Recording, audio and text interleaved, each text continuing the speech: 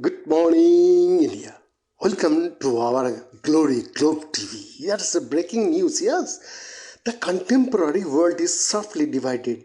The divisions are caused both the geopolitical polarization but more strictly by the unequal levels of socio-economic development. Historically, during the Cold War era, the world was divided based on ideological alliances. Those aligned to relatively more prosperous capitalist and democratic countries, that is USA, Europe, etc., were categorized as first world countries. Those countries which were aligned to the communist ideologies such as Soviet Union, China, East European nations, etc., fell in the second world countries, and finally the bulk of the countries which were largely non-aligned and also relatively poor and underdeveloped or developing were collectively referred to as the third world. The demise of the USSR and the end of the Cold War saw the gradual merger of the then second world countries into first world. Resultantly, we now had the first world and the third world. Currently, the popular categorization divides the world into two broad categories, global north and global south. Though in geographic terms, some of the countries such as Australia and New Zealand are located in the southern hemisphere but are part of the global north. The global north is comprised of rich and developed countries such as the USA, Europe, Australia, New Zealand, Japan, and South Korea, whereas the global south includes poorer, underdeveloped, or developing countries located in Asia, Africa, and Latin America. The north of the divide is comprised of countries which have developed economics and account for over 90% of all manufacturing industries in the world. Although these countries account for only 1/4 of the total global population, they control 80% of the total income earned around the world. All the members of the G8 come from the north, as well as 4 permanent members of the UN Security Council. About 95% of the population in countries in the north have enough basic needs and have access to functioning education systems. Countries comprising the north, including the United States, Canada, all countries in Western Europe, Australia, New Zealand, as well as the developed countries in Asia, such as Japan and South Korea. An important characteristic of countries in the south is the relatively low GDP and the high population. The third world accounts for only a fifth of the globally earned income but accounts for over 3/4 of the global population. Another common characteristics of the countries in the south is the lack of basic amenities. As little as 5% of the population is able to access basic needs such as food and shelter. The economies of most countries in the south rely on import from the north and have low technological penetration. Where does India stand?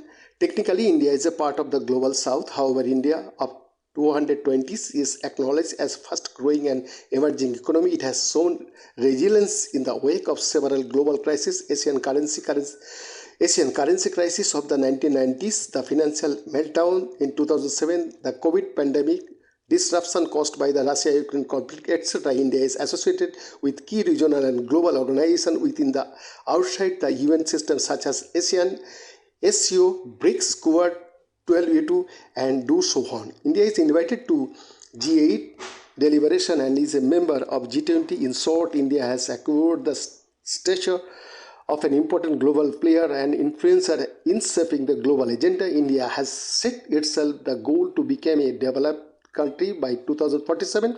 At this point in time, India can be said to be in a first transition. South to global north. How can India use its stature to bridge the divided world? In the past, India had promoted the political and security interests of the developing world through its leadership of NAM. It has also promoted the trade and economic interests of the developing world through its initiatives at G77 within the framework of the UN institution. On a bilateral basis, India has been sharing its resources and expertise with the developing world for the past 7 decades. Initially, the emphasis was on capacity building by offering training programs under its ITEC program. The scale and scope of India's assistance have widened substantially to include aid and grants, loans, lines of credit, of humanitarian assistance in an hour of need such as natural calamities. India's development cooperation and assistance as a rule is benign and non-perspective. India's bilateral development assistance cooperation program is an important one of the ways for the empowerment of the global south. The other way is to do so in collaboration with global partners, and it is in this context India's G20 presidency for 2023 assumes great importance. By holding the Global South Summit in the year of G20 presidency and inviting some of the key countries of the Global South for the G20, India has signaled its determination to project the priorities of the Global South to the most developed countries through the mechanism of G20 with an ultimate objective of empowering the Global South and bridging and narrowing the North-South divide. The Global South primarily needs capital, technology and capacity building to address issues of underdevelopment, poverty and challenges posed by climate changes. G20 presidency provides an excellent opportunity for India to push for fast-tracking action and reforms in important areas such as climate finance, energy transition to green energy, digital divide, democratization of the global financial systems and institutions of global governance to make them more representative and responsive to the needs of global south. Food security cutting across north and south, exacerbated in particular by the disruption in supply chains caused by Russia-Ukraine conflict. In this context, India has an opportunity for campaigning against the imposition of restriction on food or fertilizers and keeping the supply chains open. India can also make it easy for promoting innovation to create more synergies in agriculture, food technology and biotechnology in order to improve food and nutrition security. Several sustainable development goals are meant to benefit the poorest of the poor. India will get a chance at G20 to re-emphasize a bigger role for the private sector in accelerating SDGs by proactively increasing financial flows for it, and further investment for low and middle income countries through innovative financing sources and instruments.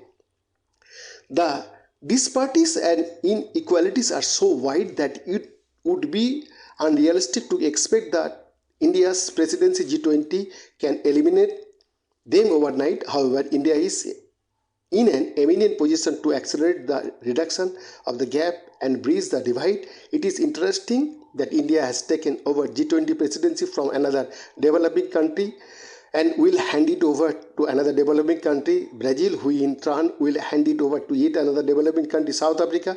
India, Brazil and South Africa are also partnered in BRICS, which established new development bank to address the financial needs of poor and developing countries, which are said to face discrimination at the hands of the IMF and the World Bank. One can therefore hope that Brazil and South Africa will provide some continuity to India's initiatives on the global agenda, including in areas of concern to the global south. Beyond the report, Glory Gov TV.